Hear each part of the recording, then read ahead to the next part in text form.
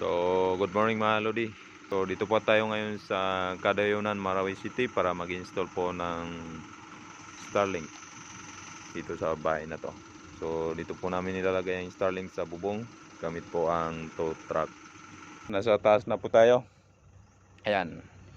So, dito po ilalagay ang Starlink. So, may nakita akong Starlink na naka-install dito sa kapitbahay. Ayan o.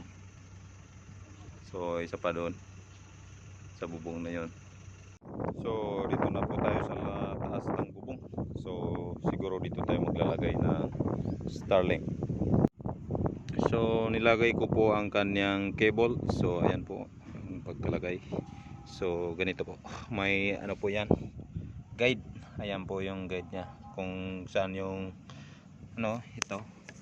Tapos ito rin.